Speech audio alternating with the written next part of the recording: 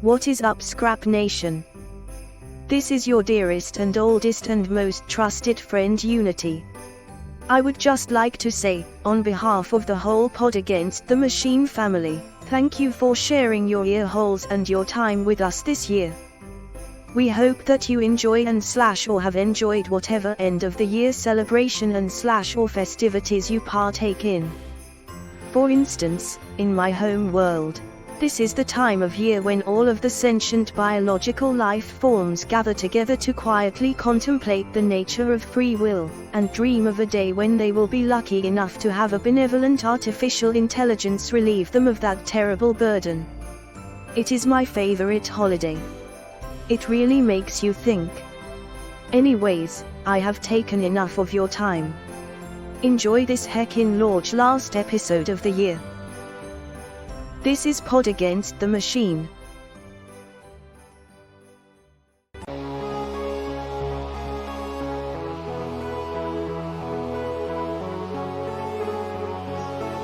Pod Against the Machine.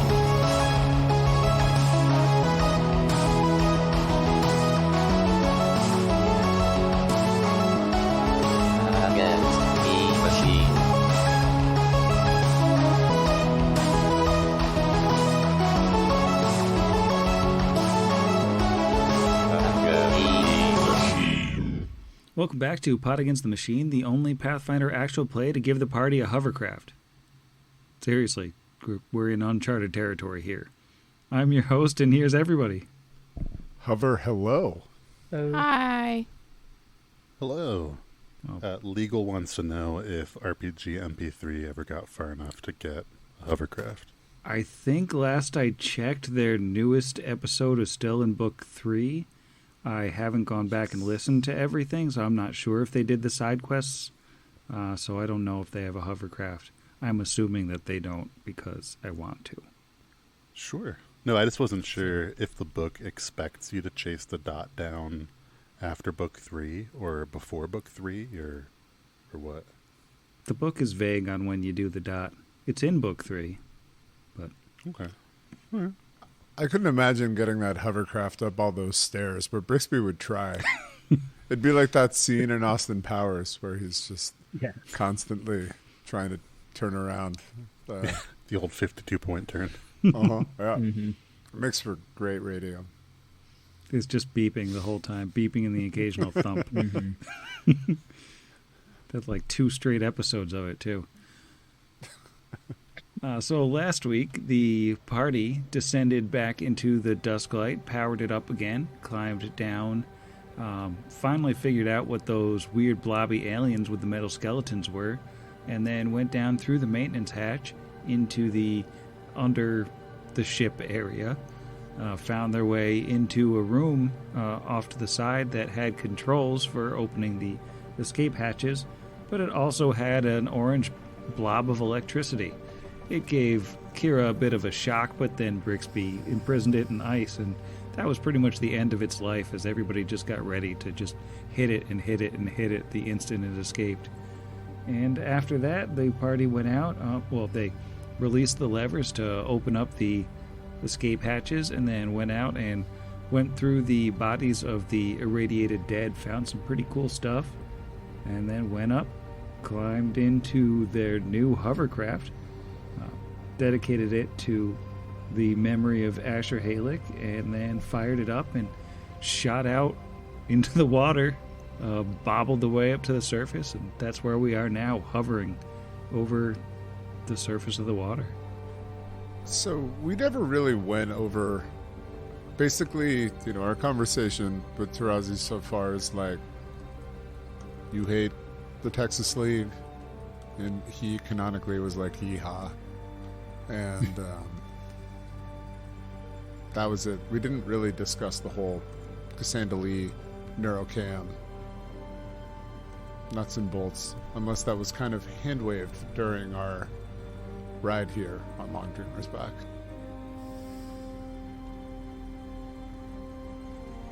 We had a couple days in town also, right? Or at least one before we left. Yeah, I mean, you were in town for a total of 3 days, I believe. Yeah, and he was introduced to us the day after the funeral, so we would have had 2 days in town with him, plus the ride on the Moth. I feel like we would have filled him in.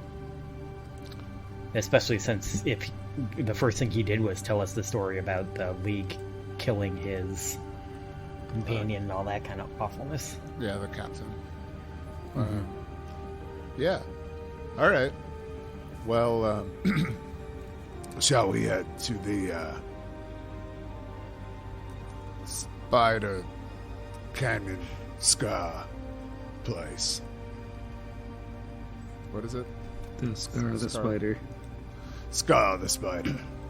Yes, certainly. Is that going to be... So, how we do driving? Is this right checks? Is this just turning it and it goes? I mean, I think that the controls of it are easy enough to figure out. You're probably not going to drive it well for a while, but you could definitely figure out, like, go, turn, and stop, and reverse, most likely. Take it out joyriding, plow it through where Hoskin is rebuilding his house. How many gold a month is it for the seat warmers? Oh, you're going to need the premium trim for that, which Cool. does come with free rust proofing, which is excellent. nice. Yeah, And absolutely. of course, the computer plan that doesn't cover anything. That Yep. But you mean I can use any MP3 for my horn? Cool. All right, excellent. I'm in. You just gotta worry about it, like, randomly updating when you're driving it. the power just cuts out while it reboots. Cool. But before we zoom off, Bricks, who, I mean, honestly, Tarazi had started the thing, so I'm kind of imagining Tarazi is driving. I don't know if that violates any other person's headcanon, but maybe Bricks just, like, she's over to Tarazi after they did a couple, like, sick donuts on the lake and really figured it out, like, you know. And, like, just as Tarazi was leaning to push Thin Lizzy's Jailbreak on CD into the tape, or I guess into the radio, Brixby puts his paw. This thing's thousands of years old. It has an 8-track player. That's true. Okay, yeah, absolutely. No, there's just the Zune plugged in, and that's the only song that's on it is Jailbreak. USB dongles back then, so we could be able to put in our own dongle. Oh, yeah, okay, yeah, so Brixby just puts in the dongle. I guess if it's like, you know, like a jump drive, it's got that and probably Slow Ride by Foghat, and they're ready to have a really good time. And he's like, wait, and could we just, we have to say goodbye. So what, did we say goodbye? Or is Long Dreamer still waiting for us? Because I can't remember if we... A Long Dreamer said she was going to wait for you. Okay, that's what I thought. But, yeah, we have to say goodbye to a friend. I think they have probably better things to do with their time. And we head back to Long Dreamer. Yeah. And I think it probably gives her a little bit of a scare, this thing driving up. But maybe she's seen spaceships before in all her travels and all her years.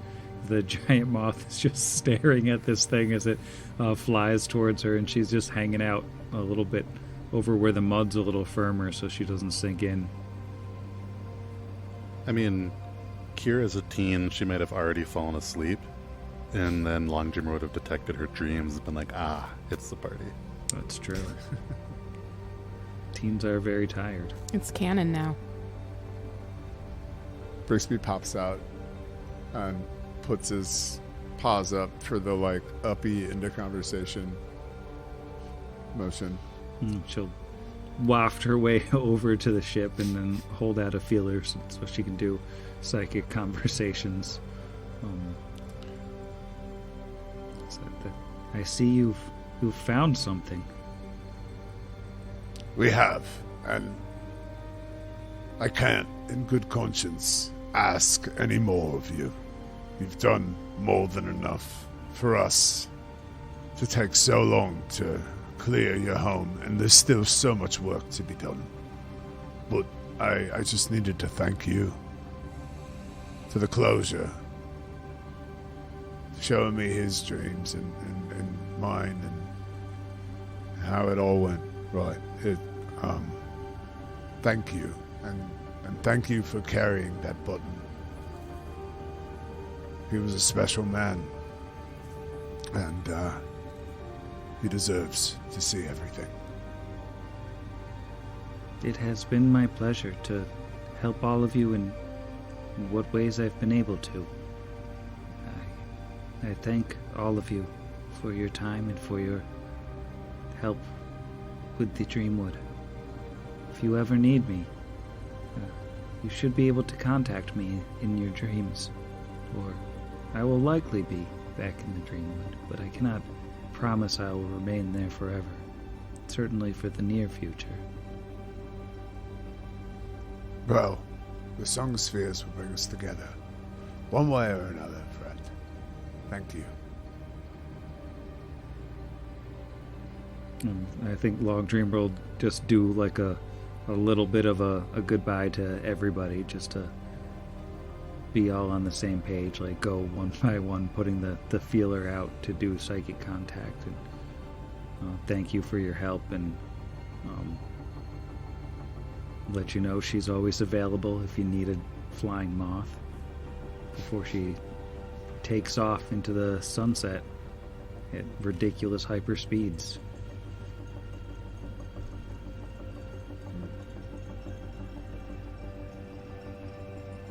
Sounds like you had a lot of experience with this space moth. I only briefly knew them, but seems like a cool avatar of a deity.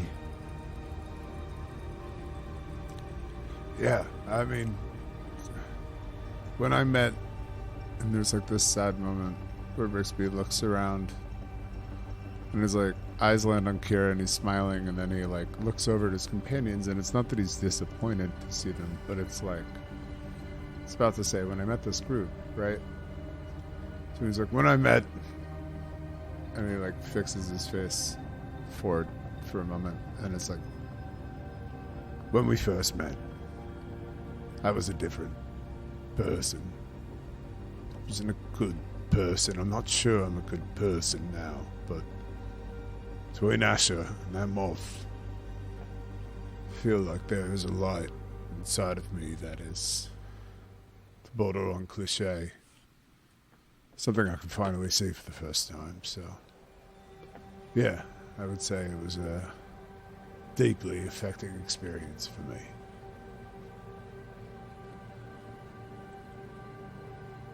And to answer Jeff's question, inside of the Foundry chat, I did slide across the hood of the Halic. I made sure to tuck my keys into my pocket so I didn't scratch anything. The tail blade, though, just oof. Oh, ow, absolutely. I mean, it's bad. It's big, but, you know, it's like we can just buff that out. There's like a Mako or something like that out here. We can just... It's, Zac Tech is appropriate. But... Speaking of this ship, Sam, you've mentioned that it's bigger than it appeared on the Roll20 map, but are we talking like a 60-foot vehicle? Is it comfy for us? Are we all squooshed into a submersible? What's it look like? Is this multi-room sitch, or is it just like we're in a 4-person kayak that happens to hover? It's definitely not a multi-room type of deal, but I'd say like the real world equivalent would be like kind of a roomy Econoline van sort of thing, where if you had to if you had to evacuate with the entire soccer team, you'd be okay. Cool. So since there's 4 of you, there's a little bit of room to walk around. Sweet. Vans, though, you've brought this upon yourself. Now we know what we're doing for the next 3 episodes. Like compare it to like a private jet or something. Yeah, it has to be van. Yeah, I don't know enough about private jets, but there's one thing I know is being in vans and never getting out. It's vans. Yeah. Oh, yeah. Yeah. He hasn't been flown to those swanky librarian conferences like you have, Shira. Those That's fat not till cats. The librarians, truly. No, I'm kidding. This pod loves librarians, and that's our hyper focus of today. We love all of you, every single one All of you. librarians are good librarians. Really hoping to get before the end of the year them to finally release the photos we took for winning Florida Library of the Year, because I'm very prominently standing in the front at our branch wearing my Pot Against the Machine polo. Yes, excellent. And I really wanted to like spread that all over the internet before December is over and we're not the Library of the Year anymore. Solid marketing. They better You'll do it. always be the library of the year in my heart. The only Pathfinder actual play that's also kind of the Library of the Year in Florida. It's true. Take that. Anybody that was aspiring for that vaunted title. But yeah, so we see our friend speed off. I mean, I think it would be kind of fun to, like, you know, if we're road tripping, share some driving duties. I'm sure, like, Kira and Alwyn would be weird, scary, and fun to drive. And I'd feel like like to remind Brit's- you that Alwyn can only see 60 feet around him. Yeah, like, that's fine. I mean, I don't know. I live in Oregon, and there are mornings that I can see, like, 20 feet in front of me, and I'm still going 60 miles an hour. So, like, gotta die to go to my job. Yeah, no, it's a real thing. How fast does this thing, like, go? We're Compared gonna to find out. riding a horse, like normal riding a horse, it feels like lightning. But compared to Long Dreamer, it's probably not all that impressive. But I think you're going like 30 miles an hour in this thing, and it has just absurd acceleration and absurd stopping. So, I mean, it's like you press a button and you're off like a rocket, basically. So it's going to take some getting used to. Yeah. I mean, that is amazing when you Yeah, think that's of a the decent normal clip, yeah. Yeah, the normal overland travel Oh, yeah. for, like, if you have horses is what, like 20, 50 miles a day? What is it? Like, can't be more than that. I think it's 40 miles a day for a standard horse. Right. Yeah. Okay, yeah. And I think maybe it's Yeah. like 10, 20 if you're, like, on foot on normal terrain. Yeah. But yeah, no, if And we're doing that in an hour. in an hour, then, like, yeah, I mean, also something that theoretically could be piloted in shifts, because you don't have to worry about, like, Mm-hmm. you know, like, Kira's gonna immediately fall asleep with some, like, headphones on or something that they found that just, like, you know, AirPods in the back. Not to create the canon for your character. but It's been done. probably. Yeah, you could, like you said, you could fly all day and night with 4 people. Right. I mean, we've probably all road tripped with less, so. Oh, yeah. Yeah, I'm used to, like, doing 2 and just swapping out. I am Stop curious. over, got 89-ounce soda at the Numerian Jackson's. Sorry, please, Jeff, bring us back on track. Well, I was gonna just be boring and kind of looking at the mechanical vehicle itself, and wonder if we looked at all the controls, if we popped open the glove box and checked for a user manual.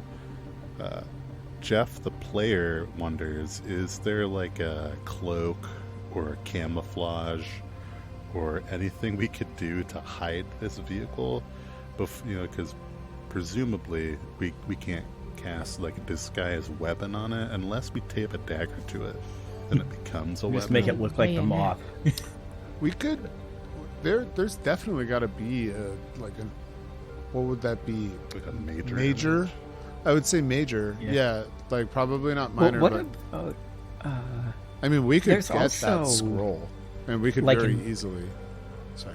what's the, I'm thinking, what's the range on, like, invisibility bubble? Because technically you'd be standing still in the middle of the ship. If I remember correctly, invisibility bubble, and please correct me if I'm wrong, but I don't think that's like a huge duration spell. Yeah. It might even be Oh, at max, yeah, it's like like- a 10-minute Yeah. per level, but it's definitely not an hour. Yeah, it's a minute. Kinda It's a thing. minute per level. That's what I thought. 'Cause, Is I it mean, one would that be- you could cast permanence on and maybe No. cast it on the ship? Yeah, not yet. Because I still, yeah. So, I would say probably best bet would be we can just do this between. We could do it right now, real quick. Check if we were concerned about this, because that is a good and legitimate concern, Jeff. Because if we were to be seen by, say, a Technic League agent driving around in tech that they don't presumably have, maybe they do have. We can drape like horse furs over the outside of it and like glue them on so it looks like we're just a really fast horse. Can we make it look like that Drake we killed? Okay, That thing yeah. flew around and had tech parts on it. Yeah, I don't think it has any built-in sort of cloaking ability. I mean, this thing is functionally like an escape pod that's designed to get you out of a ship and down to the surface safely. So it doesn't really have the capacity to go invisible or anything like that. You're probably Yeah, and I'm assuming it can't go super high on its own either, right? Like, right. It can only really it's not meant to descend be and like, hover. yeah. So I mean, So you we can't like fly over the clouds. you're looking at basically covering it in sticks and mud to hide it or stashing it somewhere. Yeah, because I mean, like, Major Image is a 3rd level spell. I could very easily, we could stop somewhere and get. It's concentration.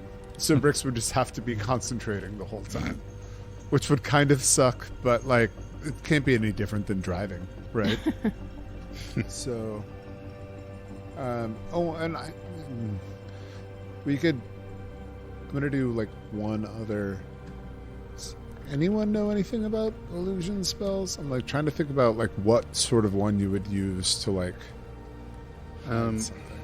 It looks like you can do Silent Image, which is a 1st level spell, but it is still concentration, so I don't know how that would work. I mean, if we were able to buy an iron spike of safe passage, we could certainly use that to like stash it when we're not driving it, and that's only 2,000 gold. Yeah, and we have that, right? Like, we have like 2,000 gold collectively at this point. Or did we spend all of it? Because I know we did the upgrade on the chainsaw, but I feel like we probably have that. Yeah, we should be fine. Like it's Okay. a really low will save DC, but if we put it where somebody's not going, and take the keys with us, obviously. Yeah, right. But yeah, that doesn't really help the while it's going. But if we did just try and do, I don't know if we could do like a survival or something to try and just mud and stick up the outside, like Sam was saying, to make it weird but not immediately apparent that it's a flying hovercraft while it's flying around. I mean, if we were like really concerned about it, when I do get the chance to cast my level 6 spell, we have guards and wards. Oh god! So I can make the whole situation really, really screwy if someone does decide to actually go for that. It is a terrible thing to go through. Just make it an absolute nightmare for anyone who touches it. Yeah, so cool. So I guess we just started driving. What sort of like do we have to like navigate? Is this like a survival thing? Oh yeah, it's definitely going to be a survival roll to figure out how to get to the Y-shaped valley. Like, you know, it's out in the Feldales. You have a direction, and I think you had good enough knowledge rolls to have a pretty good idea of where it is. But I'm going to need a survival roll basically to see how long it takes you to figure out where this thing is. Man, I wish we had a strong snaky daddy with like a big survival roll energy situation. Weird that you'd mention that. Not that he's really a parental figure yet, maybe ever. But I might have a plus 10. It's something. I have a So 0. yeah, more than a +1. I have a -1, yeah, so you beat my survival. Congratulations. on your roll as survival roller. Neat.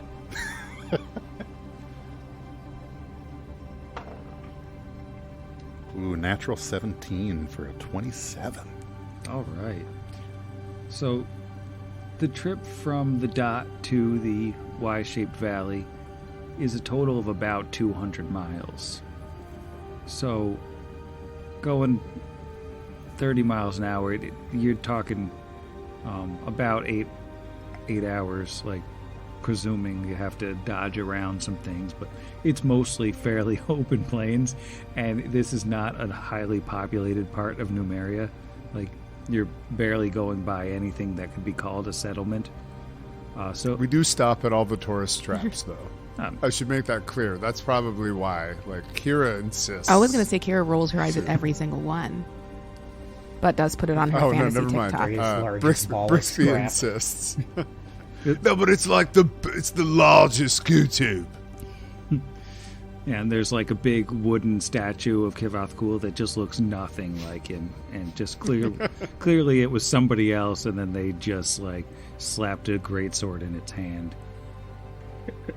And yeah, you can get a Numerian fluids punch, but it's really just gross. And you can get Dippin' Dots, which is just like somebody squeezed out goo tubes and rolled the stuff up into balls. Hey, it's the ice cream of the future. Well, this isn't ice cream, so it's different. It just has the same name. Oh, that's fair. So they don't That's know. fair. There's no All right. copyright because it's a different planet. Legal has approved it. So we'd probably still get there around kind of dark, right? Like, it wouldn't be... If we were driving, assumedly, for 8 hours, we had to travel to the Dusklight on the back of Long Dreamer. Yeah, so When... I would say by the time you're actually like approaching the valley, it's probably dark. So we should probably camp. I guess I should ask, like, did we want to say that we stopped, hand wave it, and like deal with the money later to do like the spike and possibly the third level scroll. So if we have, that's going to only be like a couple hundred gold. I don't know where we're at with that one. But I think don't know we what just level got- of protections we're taking. We just got another like 800 worth from the spacesuits, assuming we could sell those when we stopped to buy the other stuff. Plus, I think we still had a decent little chunk. Yeah, I don't want to like leftover. subject people to another shopping episode by like Yeah. means. Like, And we never added on the money for what we decided we were going to keep of Asher's. I don't think we ever made a list of what of his we were keeping. I assume it all just inevitably gets bequeathed to the snake.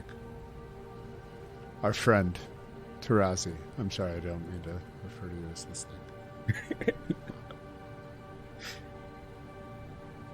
It's like one of my favorite animals. I should stress that. I have like multiple tattoos with snakes on my body, so I have a lot of reference.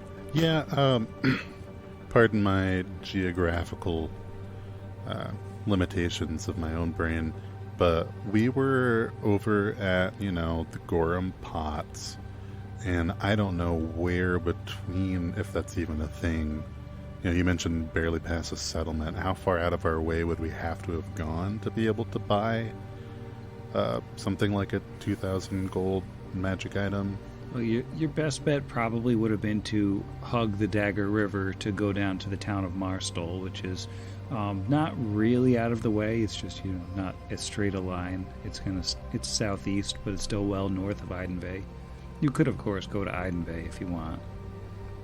But then we couldn't sell the suits. Yeah. So, And if we yeah. showed up in a technological vehicle, I think even Audra Ashworth would have a hard time.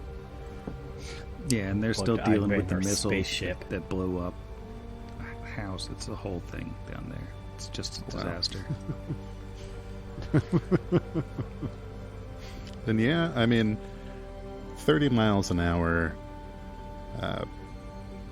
and realistically it wouldn't have even been 7, so if we say we spent an hour popping off at James Marsdenville, we could totally have bought that.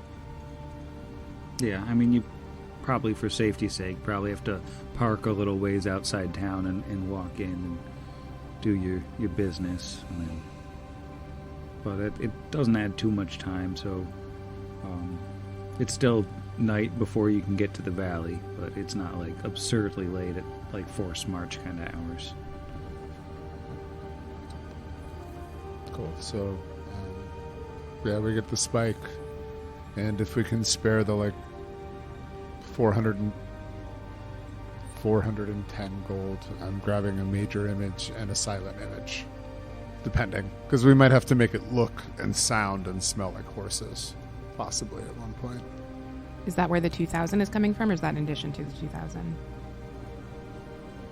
That would be in addition to the 2,000. If that's okay. Yeah, you said minus what? 4. It would be 410. Yeah, and for listeners who maybe haven't listened to a podcast that also had an iron spike of safe passage, what that lets us do is create an illusion 15 feet high and a 15-foot diameter centered on the spike.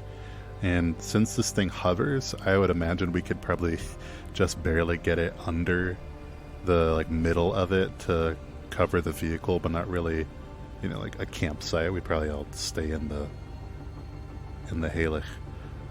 But it can just be something that looks mundane and appropriate for the terrain. So that's the illusion that we're making.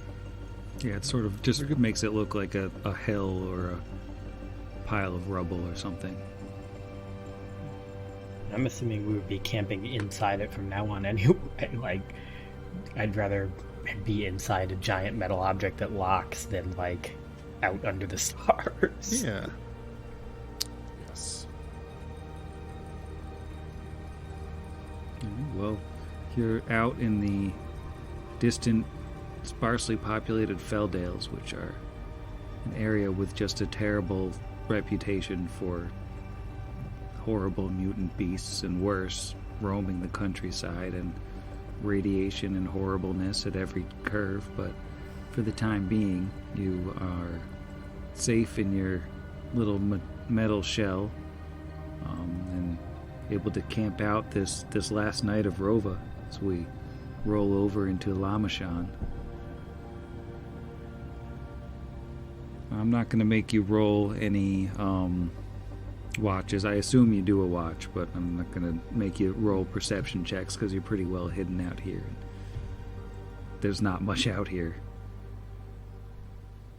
So I don't know if anybody wants to do any role play in the night, or should we just roll to the next day?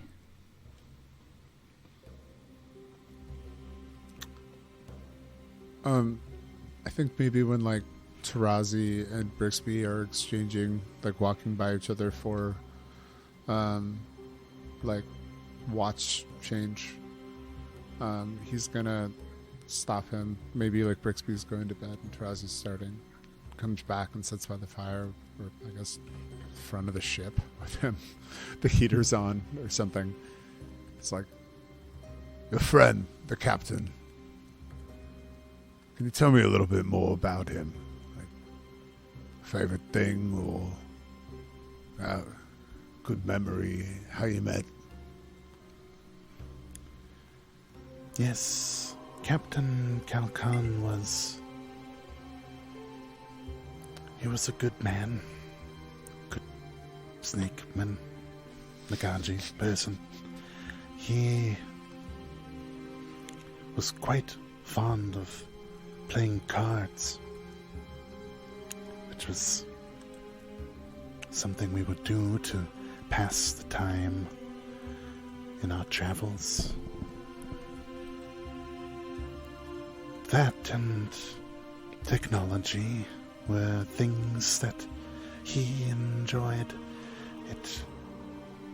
Anything we came across in a short journey through Numeria, he would marvel at. We had no such things in Tianjia. But how I met him, it was military assignment. I worked as a sort of guide in the military, and that's what prompted him to invite me along on this journey. Well, I'm glad it brought you to us. And I hope after we're done here, you get to see your homeland again, if you want. Thank you. It would be nice to go home at some point. I have resigned myself that it may not come to pass, but if it does, it would be a good thing. Well, thank you. And stars are beautiful, so sure to keep an eye on them. And he will. Does anybody mention that it's rolled over into the next month? I don't know if anybody ever talks about what day it is or anything in the group. Is the first of Lamashon like an important day in any way that we would know?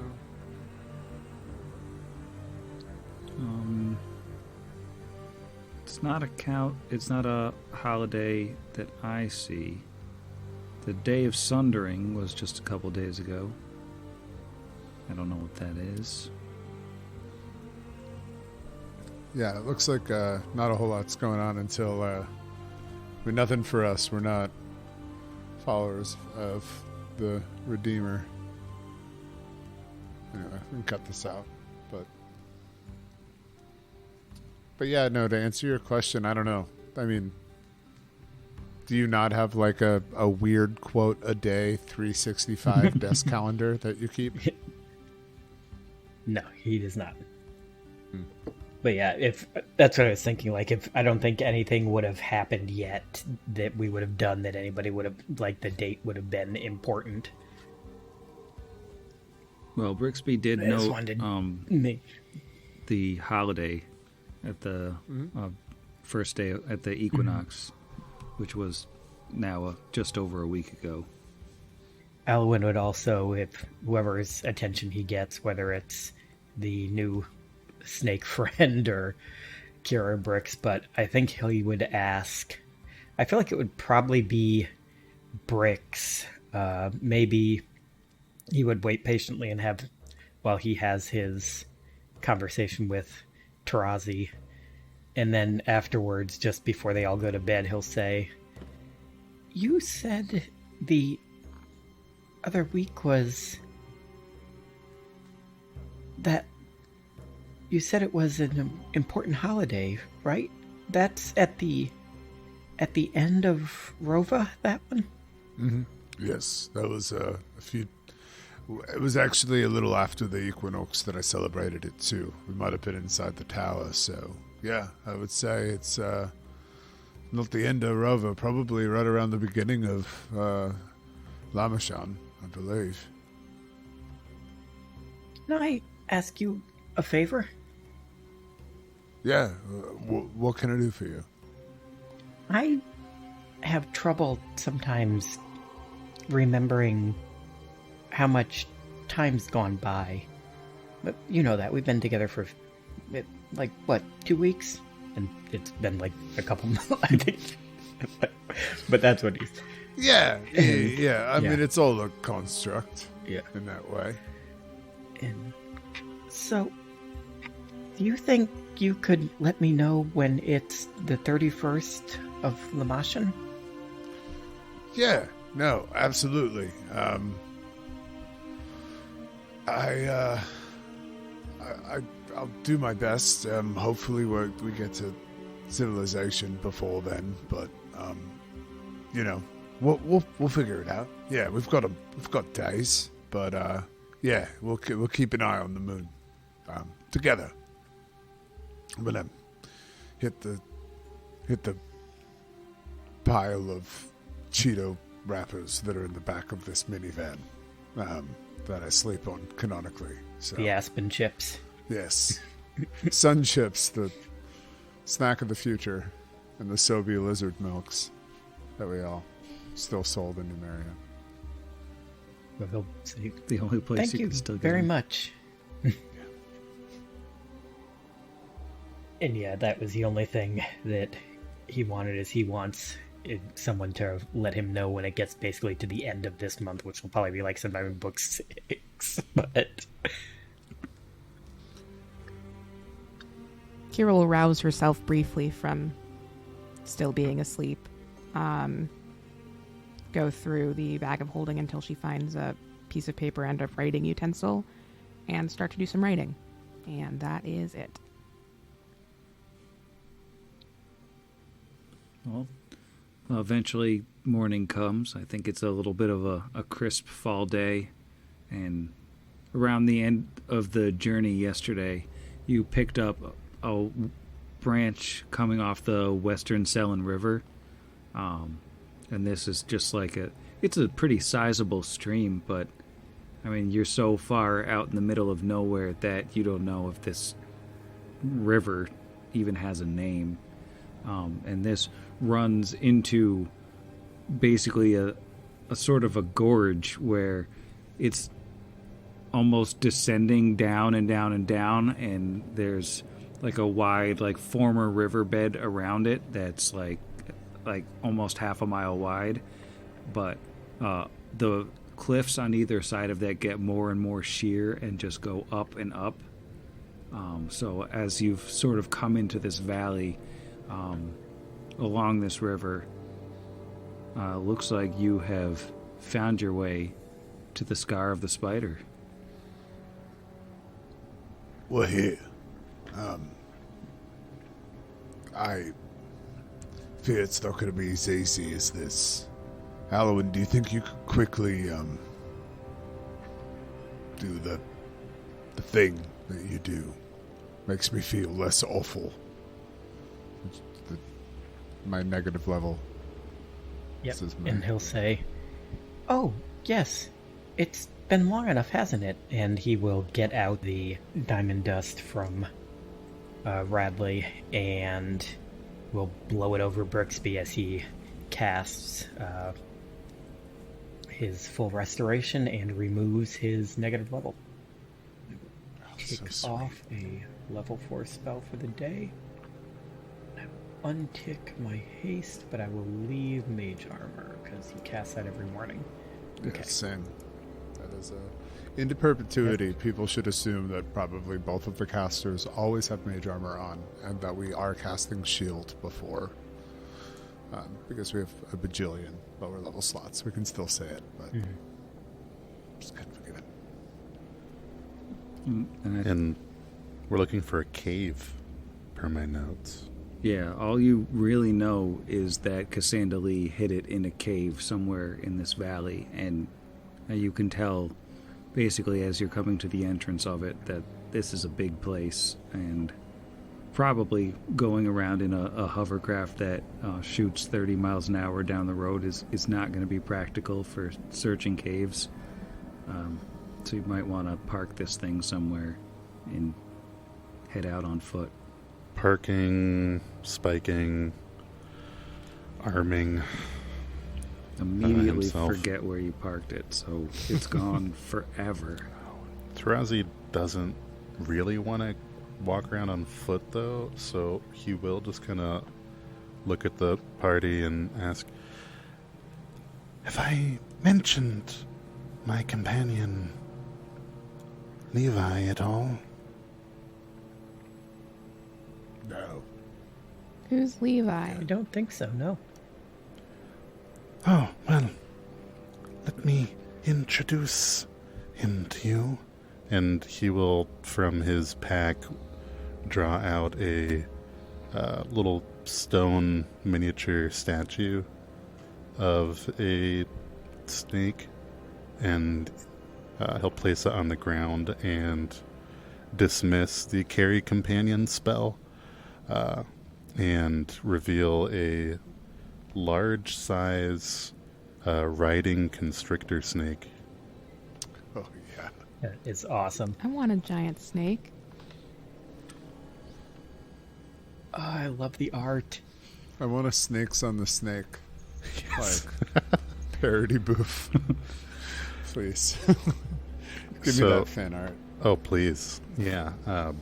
So Levi, which is short for Leviathan, is the snake mount that the captain was riding when they were in Numeria and after the captain was mortally wounded. Tarazi sort of figured out how best to ride it, and Numeria hasn't been super kind to this constrictor snake. Some of the places they've been with the radiation, there may have been a failed save or two, as something off about a kind of melty looking snake, but Tarazi would kind of mount up. It has barding on its, Brixby's got a disc and Tarazi's got a mount, and the other poor schmucks will just have to hoof it. Someone can disc with me. There's always room on my disc. We can kind of been doing like thinking like one of us share the snake and one can share the disc. Who wants to be part of the disc caucus? It's kind of we have a thing, Alwyn, but I mean at the same time, Kira and I also have an originals thing. So I want to let Kira decide. I was going gonna to say, ride the snake. it feels like Alwyn should be up there. You guys have a disc thing. No, that's true, and I just didn't want to make sure. I wanted to make sure Kira was comfortable because I understand their reticence and apprehension around our new friend. So if you want to ride the snakes, which is like way more badass in a general sense, Yeah. then We'll do so and be Jero scowly and I about it. doing the Titanic thing. Yeah. Okay, yeah. Well, we're just trading off back and forth, being like, now I get to be Rose. Now I get to be Rose, and we're having a really good Just time. imagining Kira sitting on this awesome giant snake, but she's got like her arms exactly. crossed in a pout. Well, she's got to stay close to Tarazi to keep an eye on him in case of betrayals. Just in case, you never know. Yeah, I think it's totally feasible that this exotic military saddle could make it work. And I figure like a large-sized animal that's a snake, like I feel like he's got to have enough back that you could probably get a second person on him. Oh, sure. What's his land speed? 40. Okay, so we're lagging, unfortunately, because we're still at 30 on the disc. So, but that's better than both what Alwyn and I hoofing it would be at 20. So, okay, yeah. Sorry for slowing y'all down, but the whole snake disc conundrum all this time. I mean, you could also have Levi go a little bit slower to kind of Nope, sorry. leave y'all too much in the dust. There's going to be a 30-foot gap between us. Kira's done with us as well. That's fine. that's cool. We'll just see him right there. Kira's got him in a dead sprint, going 120. Just zooming along. I know. We're still at 30. Yeah. Anyway, so what's the cave situation like? It's like an abundance of caves. Are we cave Looking rich? for cave and It cave seems stack. it seems like there's an embarrassment of caves coming up. It's that. I'm not gonna lie to you. This is a cavey. This is Spelunk Town. Oh Densely caved area. God, y'all ready for the ooze arc? This is it. This is it. Choose the wrong one. That's it. It's all capacitor. Every single oozes. cave is filled with black puddings. I thought you were making an so- Ozarks joke, but I see what you're saying. The ooze arc. Ooh, I do love the idea of that whole show, but instead the dad is replaced with an ooze. About to say Kevin Costner is an ooze, but Kevin Costner wasn't Ozark. He was Yellowstone. Who was Ozark? Jason Bateman. Is it Jason Bateman? No, Jason. I thought he was. Oh no, I'm thinking of Eugene Levy was Schitt's Creek. Yeah. Oh yeah, I think. totally different, but also fantastic. Anyway, so an embarrassment of caves. Again, anything to avoid using the metric system. How many is that? Like, where are we at in terms of caves? Are we splitting up? Taking a cave each? Sorry. Yeah. I think as you're coming in now, there aren't actually all that many caves that you can see in this part. You're sort of just in a wide valley that's cut into the forested Badlands, like up above you, on either sides of this canyon. It's like a stone escarpment, like 600 feet high, and on the top of that, you have like coniferous forests that are just as unhealthy as all woodlands in Numeria always are. But down in the bottom of the valley, it's more of a scrubland. Like there's the occasional trees, but there's mostly like undergrowth, long grasses and stuff. And then this river, this nameless river that's like, it's a good 50, 60 feet wide most of the time, sometimes even getting wider. And the valley floor is strewn with rocks and boulders. But as you follow the dark waters of the Placid River down the valley center, you start to see something big and shiny in the distance. And you see smoke rising off of this thing as there's just an immense mechanical arachnid ahead of you. Oh, is that the thing from the picture? That is lying in like a puddle / crater, and smoke is pouring from it. It doesn't look like it's moving. Yeah, let's sneak up a little closer. Knowledge engineering. Yeah, Might have to get a new mount, I guess, because that looks friendly. I would love to engineero that knowledge. Robert Engineero. Probably have to be closer, right? Like within like 10 feet. Maybe climb on top of it. Don't threaten me with a good time. Come on. Well, as you're looking around here, you could give me like perception or survival checks to look at the area. Like this thing seems pretty definitively dead. Oh, okay. Yep. Just got crushed by a giant eye. So 36. That's 36 perception. Yes. Ah, I had the highest perception I've ever rolled in this game, and it was still a 35. Sorry. I didn't bother to roll because the highest I can roll is a 17. Oh, actually, I don't have my negative level. I can roll an 18. You can roll and potentially get as many as are on the die, or is it still -1?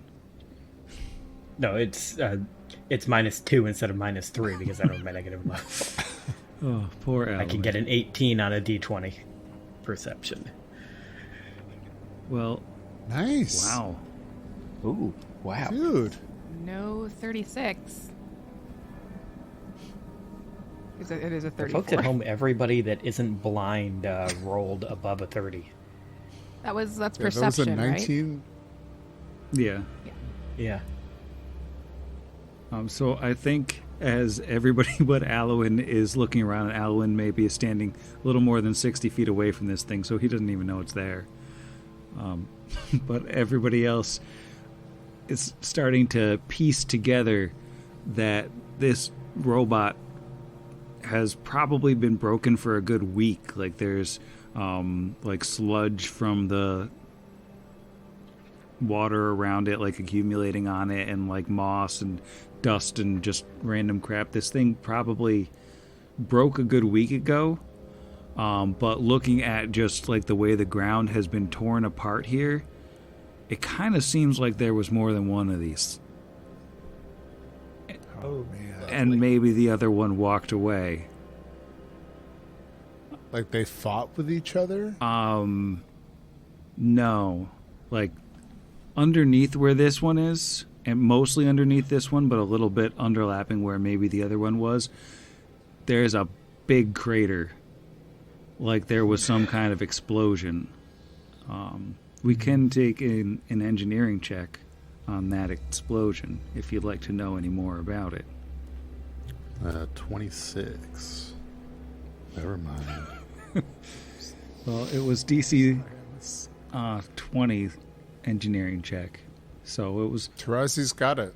Yeah. Yeah, so Tarazi and Brixby both are able to see this. That it looks like based on the burn marks and based on just like the compression of the ground, it looks like this was a combination of plasma and a concussive blast, and it was big enough that it just destroyed this robot outright. And it probably damaged the other one, but not bad enough to destroy it. Like a grenade, or like something like a rifle or some weapon we haven't seen before, possibly. If it was a grenade, it was a ton of grenades. Yeah. Wild. I'm thinking more like, I don't know if our characters would know what they are, but more like a missile maybe than a grenade, like something bigger. Can't believe we can't harvest the trophy off of this thing. Yeah, I mean, this thing looks like what Hellion wished he could be. Like it's. I was gonna say, does it remind like the two people who were in the Hellion fight of Hellion? Because it reminds me, the player, of kind of like a bigger, scarier Hellion. Let me just make sure I've got the size right on this thing. Because it's shinier than Hellion ever was. It's bigger than. Yeah, he was one size smaller than that, wasn't he? He might have been 2 sizes smaller than this. This is a gargantuan, buddy. This is a 20-foot... Oh, I thought that was... Okay, I thought that was huge. Okay. This is a 20-foot by 20-foot monstrosity that... Yeah, I mean, it's 4 times the size of Hellion at least, and it looks like it's actually more designed to be... a military-style robot than what Hellion was. Yeah, because his was like a bigger type thing, yeah. And it's fun. It's a fun buddy. You're probably pretty happy that it's not walking around. Is there anything we can take off of it or do to it? Or is it just like a, look at that? Well, if you want to... Yeah, can we like mount the tail gun on our ship?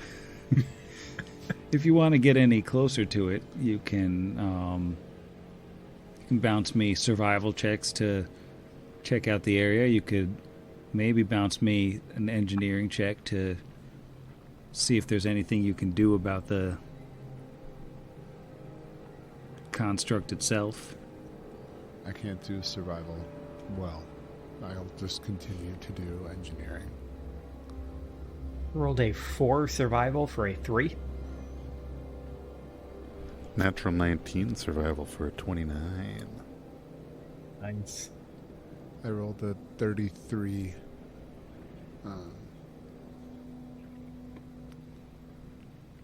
So I'll do Tarazi's survival first.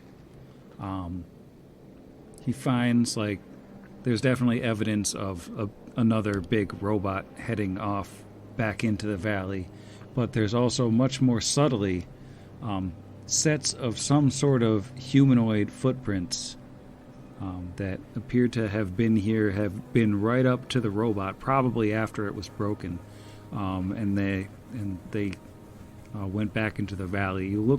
Looks like you can probably track them and like follow that back to where it was, wherever they went. As far as Brixby's engineering role, think you can tell that thanks to the damage, the power core on this robot is unstable, and if you were to mess with it, you would be fairly likely to trigger an explosion. But at the same time, you think you could defuse the explosion knowing that the power core has an issue, so you could basically like make a concentrated explosion that just shoots up into the air rather than hurts everybody in the area. If you'd like to try, that would be a disabled device check. I mean, I almost don't want to announce that we're here, Plus, wouldn't it be kind of cool to use this to blow somebody up if we get a chance? I don't know how the team feels. Yeah, like lure them back to it.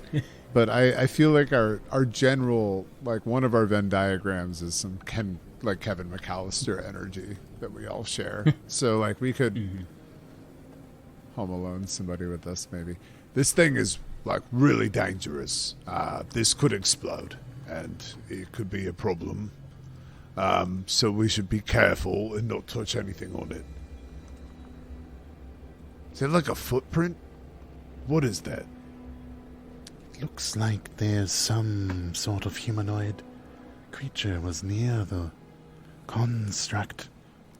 And if you said that he can track, that bumps up that survival skill significantly. And if we come to that decision, just let me know. But if we still want to poke around first before we start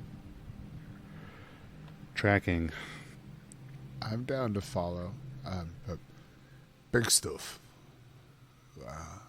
What do you think? Do you want to follow the tracks or? I think we should try and follow the tracks. I think that's a good idea. You're right. I think our new friend is a bit of a tracker. I just want you to know that I know how much Asher meant to you. At least I think I do. But I just deeply appreciate that you're still here. That this is the fight that we started together. Thank you. Because puts his hand kind of on the knee. I know I couldn't do this without you. You've just lent me so much strength, and I just. Anyway, yeah, let's go after those footprints, and maybe we let our friend do a little bit of tracking. But I don't think you should be too far away, because we might need you. I'll stay close if you do. I will. Also, here. And she'll reach in her bag and give him a little sticker that says, "Best friends." I think it's time we made this official. You're like legit. He passively cries, again from Just an oozing from all of tears. places. It's just all at once. Right, Mhm. yeah. such a long way from the very loyal 2 plus Brixby and Alwyn to best friends. Hey, just take some deaths. Just a couple it's some deaths, real yeah, and then maturity. everyone's best friends. About to say the same thing. All it takes is every other candidate die. Third best. Yes. Best by all. Hey, might be the last choice, but I'm the only choice, and I am the There you choice. go. So I'm kidding. That I'm not actually going to trivialize our friendship. I deeply appreciate it. It's going to put it in a place of honor, and the first time that he does cast permanency, it's going to be on that sticker. So it just. Imagine he like sticks it on the cover of his spell book or something, like somewhere Oh, I know, absolutely. very prominent. Yeah. It's actually on the front of my headband, canonically. Oh, nice. Yeah. Cute. Yeah, your new one. Yes. Well, I think. Does the oh no, that's from the scorpion. I thought the snake had a "I'm dead" skull on it. Oh, Like, no, what that's. happened? Yeah, got Levi's some just pork, can I plopped see in the it? middle of the skull. It's not quite as prominent as the X from Roll20. That is true. So as you're heading in and sort of navigating around this collapsed hulk, and you come around the backside of it, one thing that you couldn't see as you approached, on the ground behind this thing, it looks like it was mounted on its back and sort of has fallen off and shattered on the ground, is the twisted remains of a large cage that somebody had welded onto the thing, and strewn amidst the remains of this cage are the dead bodies of a half-dozen Kelids. And if you look at these Kelids, they're like just people from all walks of life, but they all have one thing in common. Their heads have been cut open right above the ear all the way around so that the tops of their heads are missing, and you can see inside just empty skull on all 6 of them.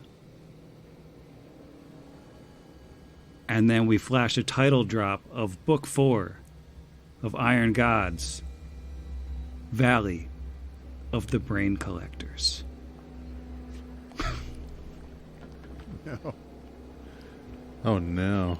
you can't collect my brain. I need I'm, that. I'm using it. The Nethal goo tubes again. Yeah, I don't know if it's them or if it's like the robots like Zoud had. It could be either, because didn't he have that one that had like Yeah, all the that little was the- spots on it to collect brains? What was that thing called? The whatever collector? He had Memory harvester. He had a memory Memory harvester, harvester. which didn't actually Yeah. remove brains. It could just like pull the thoughts Oh, out of your okay. head. But then he Oh, I thought it had like spots on its back to like actually hold brains in. I thought that's what those like orbs were. I think it had like one orb that like held the memories kind of thing. Okay. Because I remember it had like those weird little balls along its back, and I assumed I guessed they held brains. But okay, if it didn't, then yeah, it sounds like we're fighting the hell, which is not fun. Can we get them out of the cage? Even if we don't bury them, just to lay them out and let them be part of the soil that they love and not the machines that they, not to generalize, but mostly hate.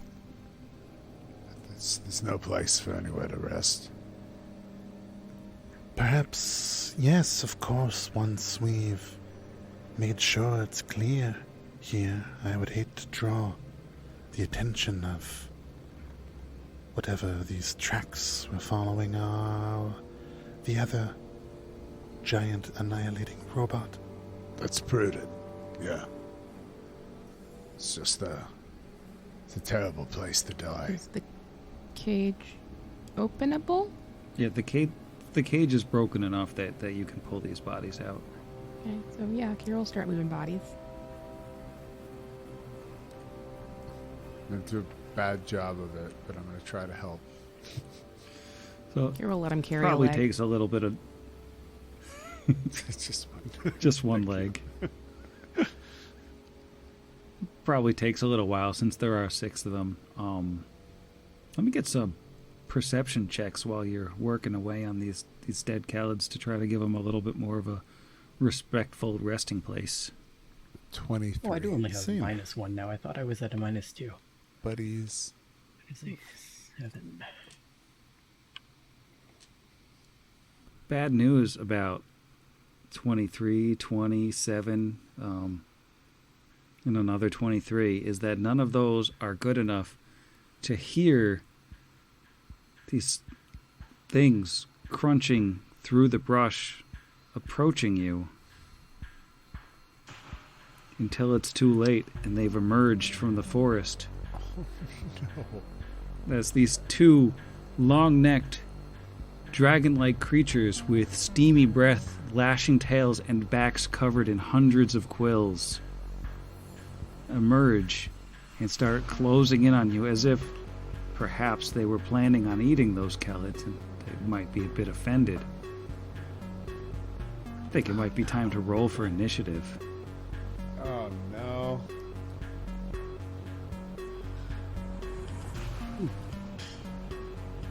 I'm gonna assume someone healed Kira after that lightning blast yesterday at some point.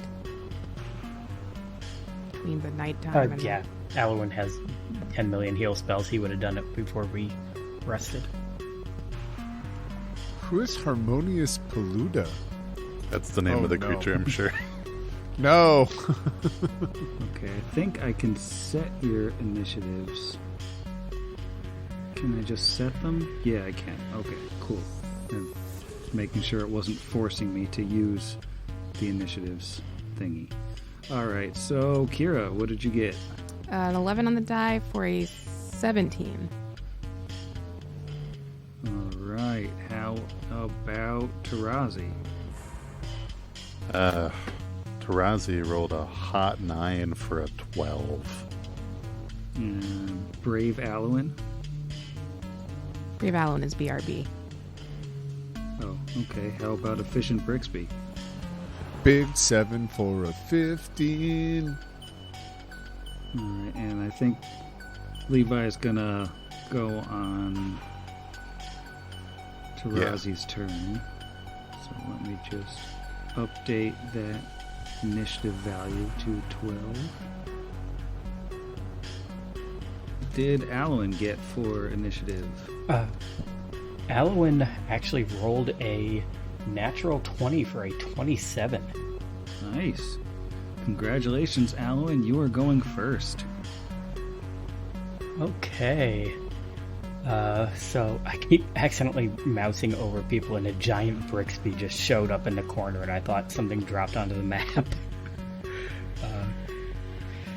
So tell me, Sam, these weird giant dragon creature things, do they look like they have bones? They look like they could have bones. Interesting. So how about the one to our right over here make me a fortitude save? Alright. Fortitude save, you say? Mm-hmm. How's a 27? That is a pass. So unfortunately it will only take half of this effect, but this is not Bone Shaker, Sam. We are level 11. Oh, no. This is Bone Shatter. Oh no, your bones. So he is going to take half of... Let's see. So that is half of 5d6, and it is fatigued for the next 5 minutes. It's fatigued even though it passed the save? Yeah, when it fails the save, it is exhausted. That's brutal. See, those are all 4s, so that's 12. And then roll these 2 again. That is another 4 and a 2, so 16. That is 18 points of... Oh wait, no, it's half. So that is 9 points of bludgeoning damage as its bones shatter. And it is then fatigued for the next 5 minutes. Or actually, no, that's not halved, so it's fatigued for the next 10 minutes. Alright, that's nice. The harmonious monster looks very tired now. And, it is the harmonious one's turn. It is going to just take a little No, oh, whoa. What did I do? I have everyone highlighted. Moved everything. How do I unhighlight everyone? There we go. Click only on the monster and it should highlight him. Yeah, it's going to take a 5-foot step to the north, and then it's just going to crack open its mouth and breathe fire in a line straight through Alwyn, Kira, and Brixby. I need reflex saves. Far thing.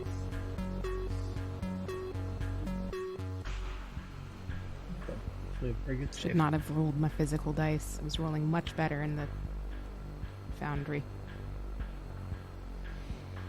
Alright, so let's start with Alwyn since he's closest to this friend.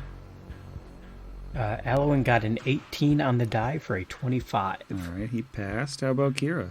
It's a 5 on the die for a 15. That's a fail. And how about Brixby? 20 for 32. Alright, so Brixby passed, so Kira is going to take 18 fire damage. Alwyn and Brixby will take 9 fire damage as this thing breathes fire in a line straight through the lot of you. And that'll bring us to Childish Kira. Childish Kira is going to... Let's see, just choose which of these two she wants to go after, and I think we'll go with the one on the left here, our left. So I'm going to try and move my token. I'm going to move my token. I'm going to move, here we go.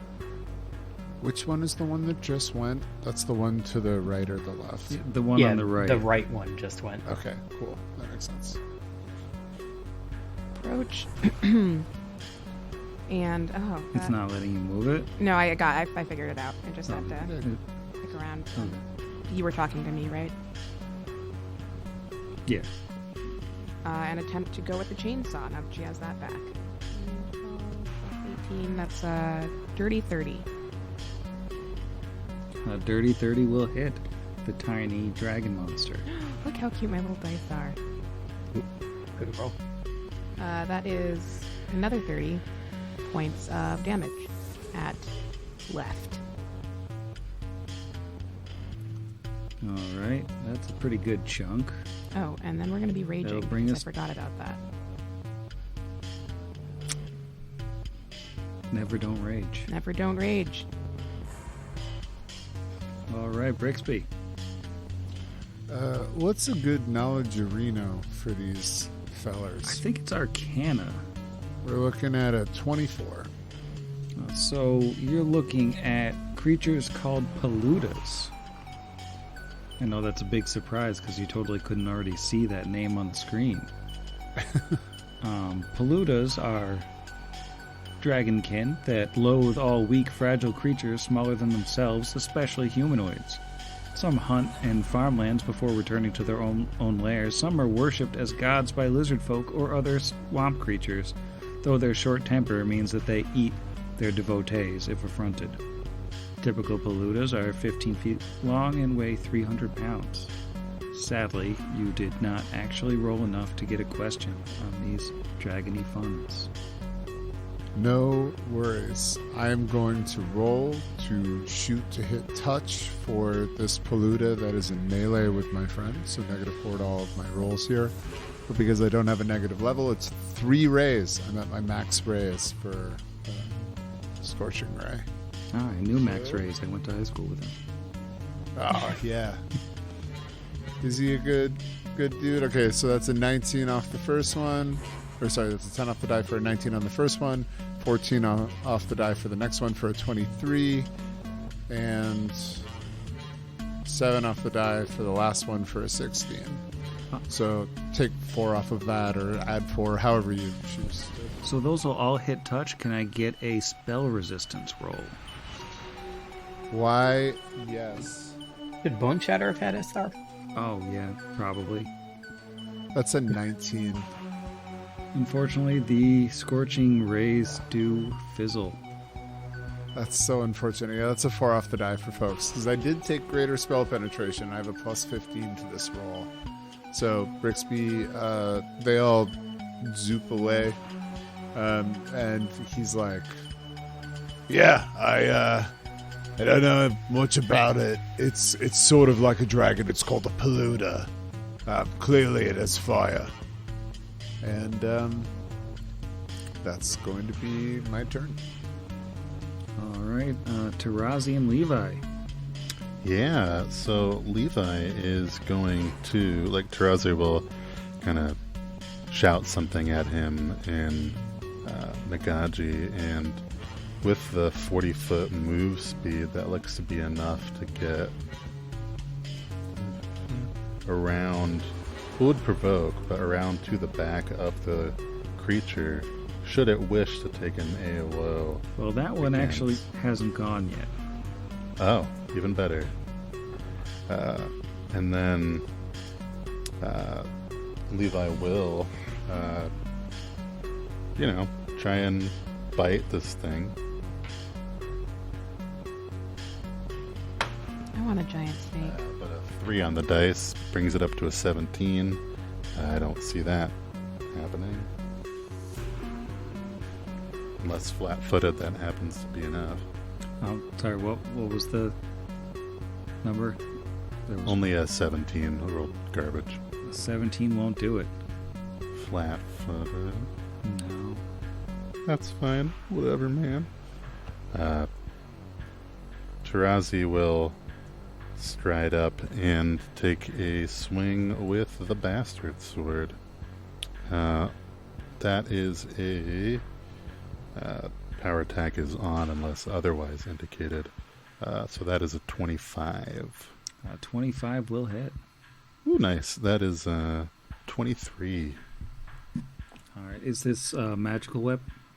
That is a +1 bastard sword, yes. All right, just making sure. All right. That Paluda got a little hurt. But now it's that Paluda's turn, I believe.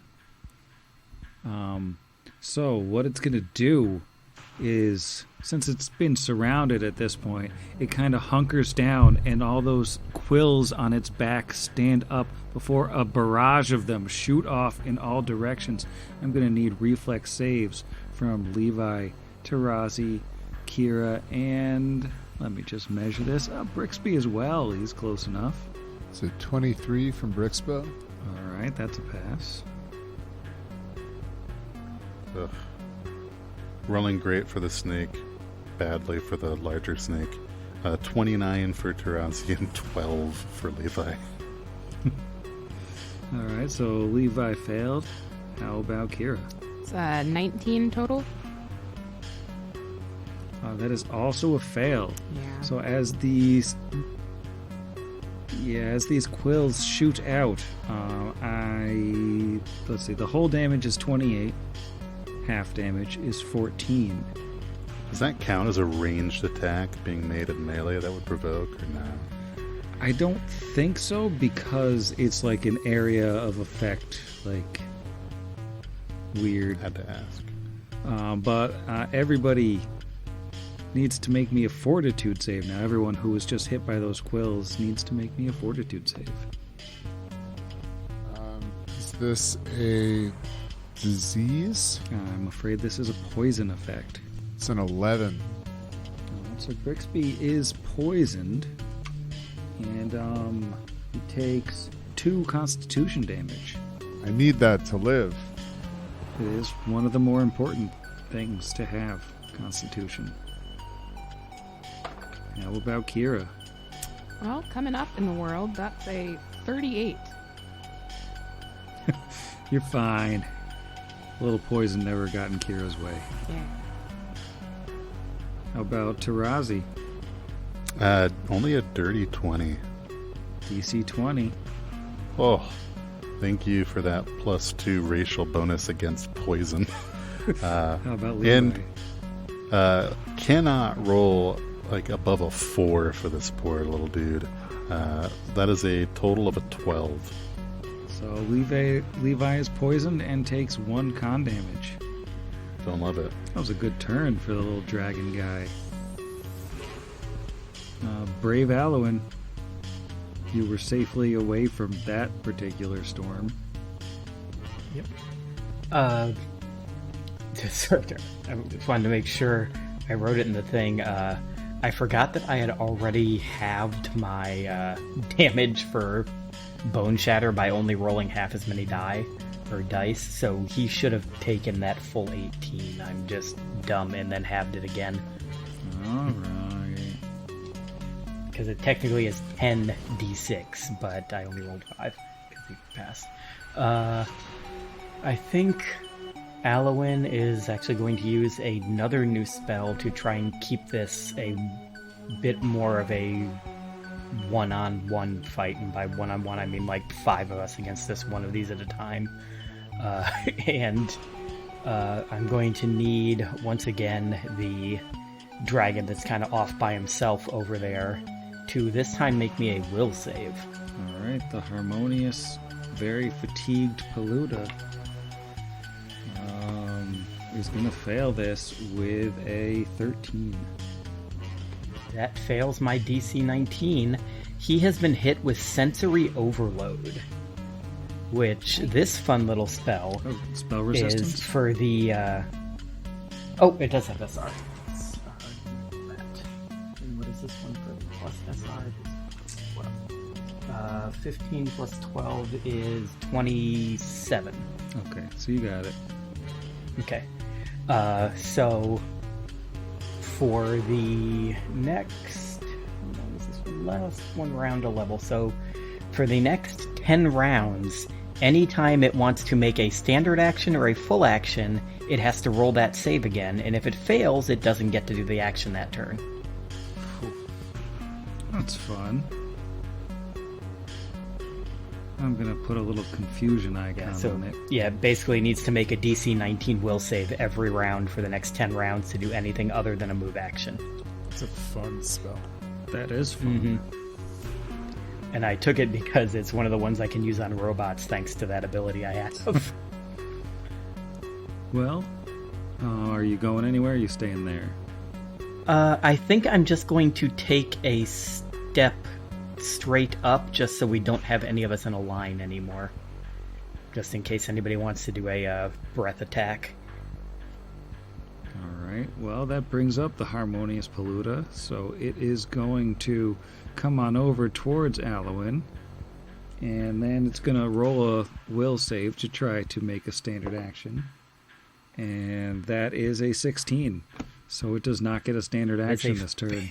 That's big. Nice.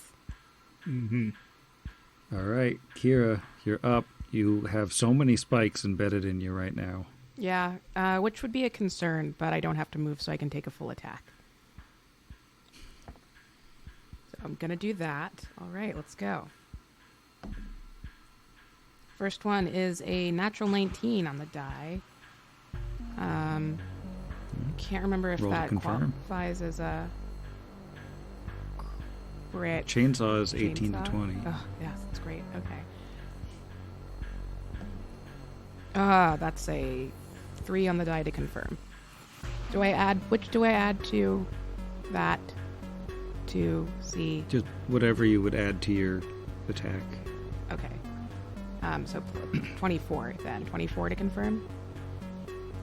24 confirms. Cool. I'll roll that one first, get that out of the way. Actually, again, let's roll it over here. Roll 6 d6, not 66, d66. Plus 44. Oh, that's a lot of ones. What is it?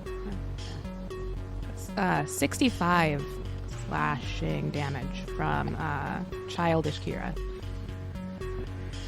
Absolutely first guy. brutal. This thing looks poorly. Okay, well, I'm going to Not keep dead, going. though. 11 plus 18, 29? 11, 18, 29, I think. 29 hits. Cool. 6, 5, 11, 33 points of damage. The Harmonious Polluta is dead. Or the Tiny Polluta, I'm sorry. Not the Harmonious one. That one's fine. Harmonious is doing okay. Okay, Pierre's gonna put down her chainsaw and give a thumbs up to the big snake. She's a fan of big snake. It's very cute.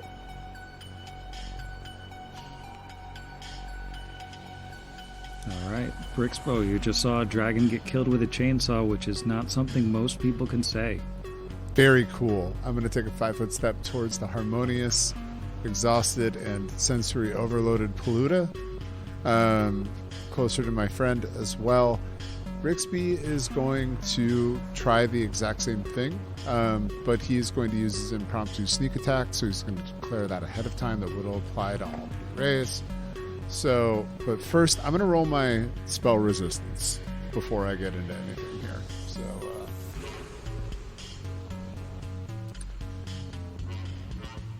okay, so that's a 34 with a 19 off the die. That'll do it. It teetered on that 3. Oh, I know. Really gave me some agita there.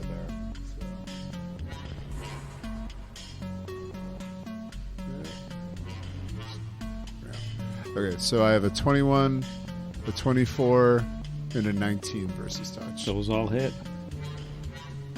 Should I be rolling fire and sneak attack separately? Does your sneak attack damage count as fire damage, or does it count as precision damage? Precision. Then I would roll them separately. You mean to say an enemy with the dragon subtype may or may not have a fire resistance? That's so many dice. The screen is just covered in D6s. So it's 48 fire damage and 54 precision damage. Okay, so 0 fire damage, but 54 precision damage is pretty solid. I don't know how that Oh, works. so he's fully immune to fire? Ugh, Yeah. that's worse than I thought. As the flames I just was kind hoping it was of this resistance.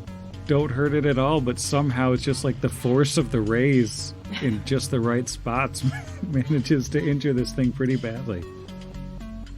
Yeah, I imagine they probably have some force when they actually hit, but it just doesn't burn. You know, they're still like a projectile, and it's hit the weak spot right under the or smog. He actually got hit by all those D6 bricks threw at him. And it's tummy. His tummy. So that is my turn. I did a little 5-foot step, and I did a shooty duty, and that's it. All right, Snake Squad. All right, Snake Squad. Levi is really wanting to prove himself. Since he is large, I'm guessing this large corpse doesn't impede his movement. I would say it's an extra square just to squadgle through that big old corpse, but you can get around it easily enough.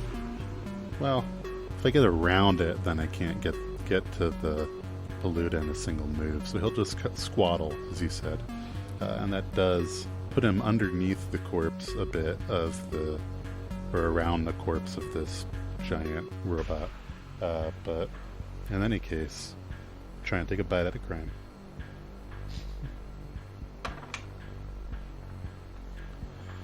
Well, it's the highest he's rolled, and it's still a miss. That's a 6 on the die for a 20. Oof. And Tarazi is going to...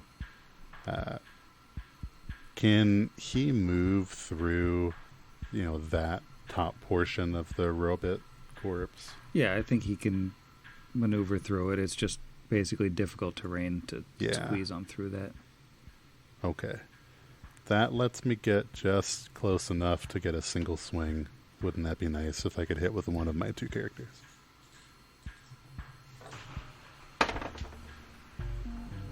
And yes, that should be plenty. It is a number that is equal to 32.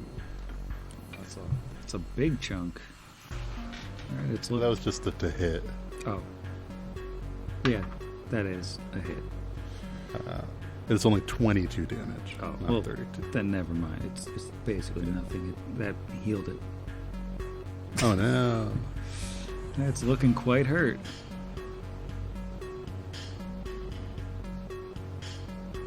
Alright, that'll bring us up to the top of round 3 in Alwyn. Let's see. What more horrible things can I do to This poor dragon. It just wanted to eat some dead bodies, and now it's confused and tired.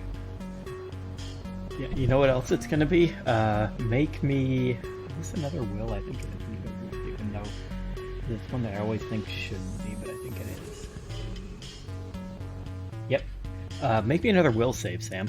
I've been doing so well with this. It actually has a decent bonus. I've just been rolling garbage.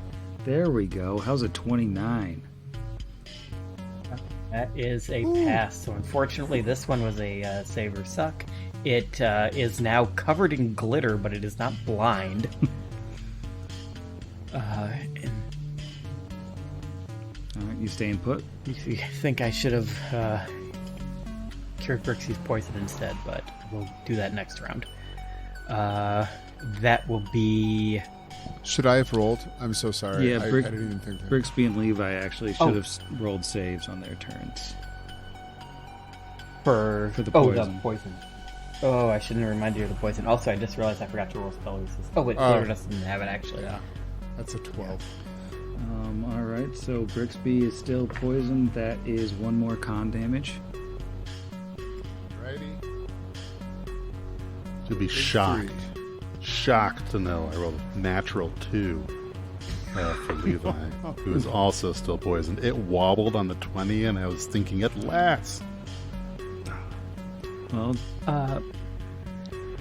Before Alwyn ends his turn, he's actually going to circle around behind Brixby, because I don't know how long of a reach this thing has as a big creature, and get kind of forming an L shape with him and Levi, and that will be where he ends his turn.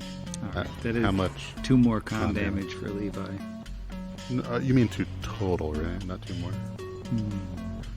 We big 3 together. 3 con damage. Oof. So let's see.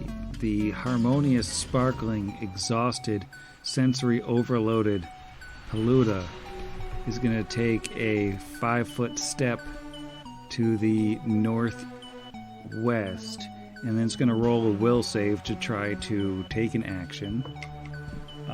That is 25.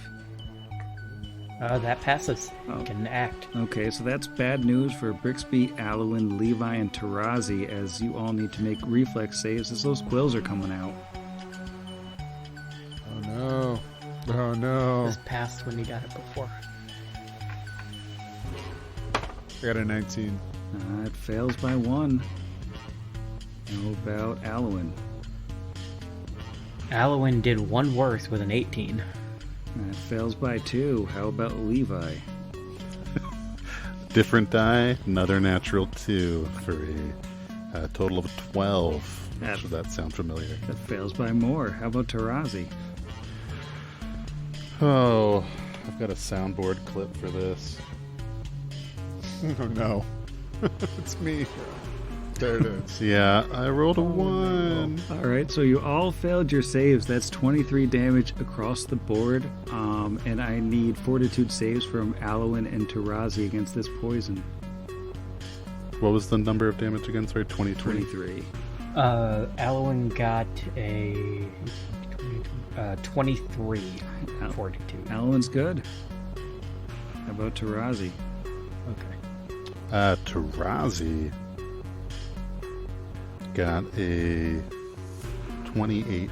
Alright, Tarazi's good too. And that'll bring us to Kira. Levi had a 27, by the way. I finally found bigger numbers. Oh, nice. Well, Levi is already poisoned, though. Well, I'm still going to remember fondly the one time I rolled highly for him. Kira's gonna step past all the friends who just got quilled at least, to this dragon friend, and go for a chainsaw attack. As one does. I wish I knew how to do that. The play a Zack sound thing. That's a 1. So I'm gonna hang out right here. Womp womp. All right, Brixby, why don't we do that fortitude save, actually remembering it this time? Yeah, let's do that.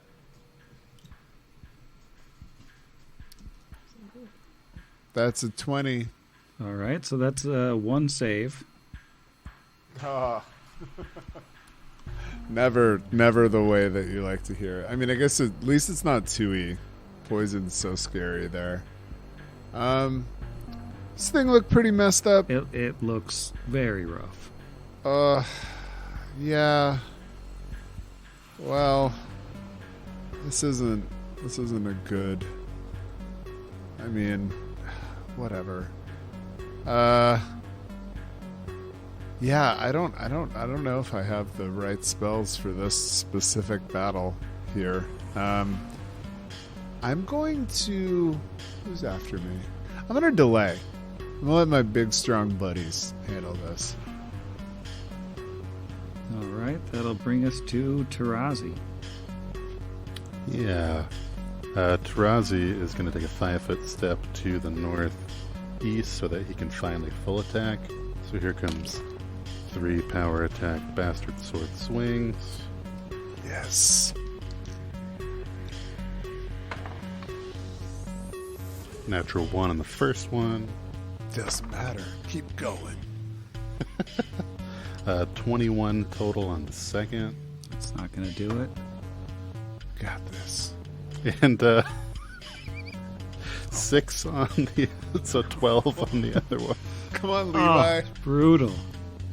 Levi. Don't worry. You big snake boy's up. Fortitude save from Big Snake Boy before we forget. Oh, I love Could it. forget that. How about a 26? Okay, 1 save for Big Snake Boy. And 2 bites coming at you. Well, 2 off the die on the first one. I was going to miss, and the 21 I don't think hit before. Yeah, 21 doesn't do it. He did it. He got double digis, but doesn't matter. That is, for those of you listening at home, yes, it is 5, count them, 5 attacks in a row this turn, all of which missed. That's difficult. It's not ideal. Alwyn. Okay. Alwyn is... Let's see.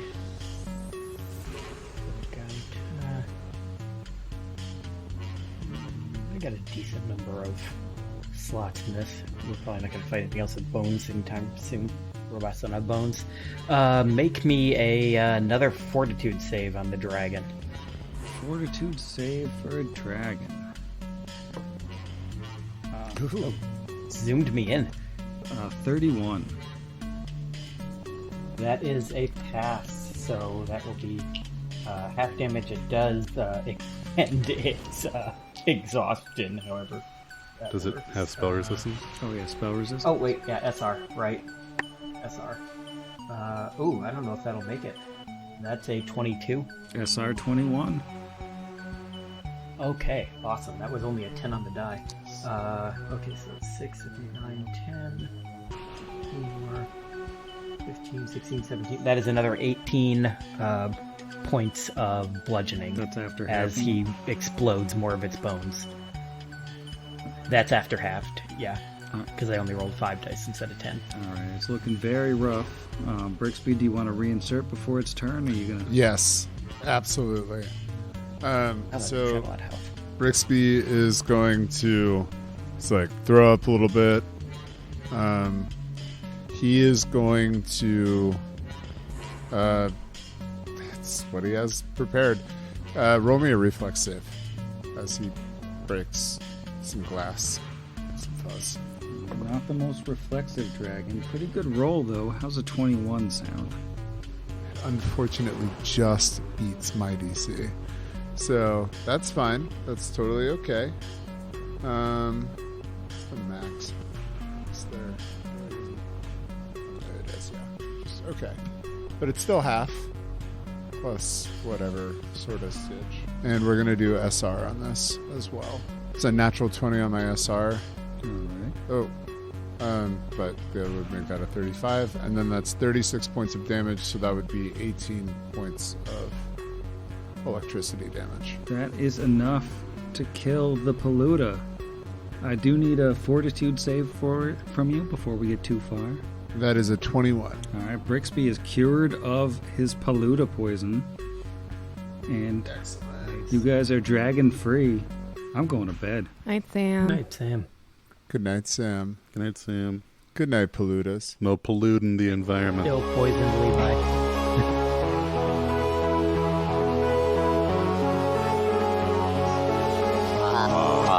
Against the machine.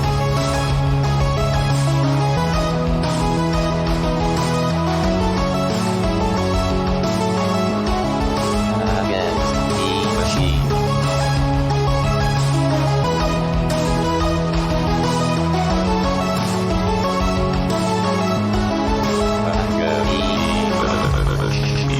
Pot Against the Machine is property of Network Against the Machine LLC, all rights reserved. Pathfinder and the Iron Gods Adventure Path are property of Paizo Publishing. See their website for more details. Theme Against the Machine was written and performed by our own Zach. See the show notes for additional music and sound licensing. If you enjoyed the show, we encourage you to leave us a review.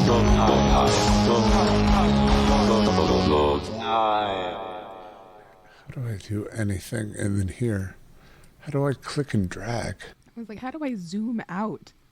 I'm just rolling. Click my and drag. words. I can just click on my guy and drag him. No, I can do that. I'm sorry. Well, If no, you wait, no, to I move can't. around on the map, Yeah, you okay. right click and drag. Okay, thank you. And That is Oh, I what thought you I meant think move your that's what we all character. need. Sorry. yeah, scroll No, I wheel is for appreciate it. zooming.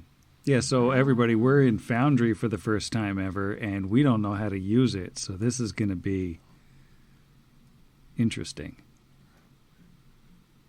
Yeah, if you've been missing all those early app bloops about, oh no, we can't see what's happened to the map. Well, welcome to Book We 4. heard you. They're back. We heard you, and it's back. Bigger than ever. Where did these adjectives come from? It's a module. There's a module auto-generates for it. them. This is What? so brutal. Because I for know Kira. the HLP guys always joke about when it gives their stuff random Oh, yeah. names like these. Wait, I just noticed this. Wait a second. Can you roll, Jeff? I want to see what yours is. So I'm Yeah, seeing for you you. folks at home, I'm Levi. Brave Alowin, and we have Childish Kira. Wow, that's and better than my Fisher reroll. Brixby. But I also don't know how to roll as Tarazi instead of Oh, Levi. because it's giving you Levi instead of You click? Tarazi. I don't know. I'm pretending to know what this is. It shows that Tarazi's my selected character, but I don't know.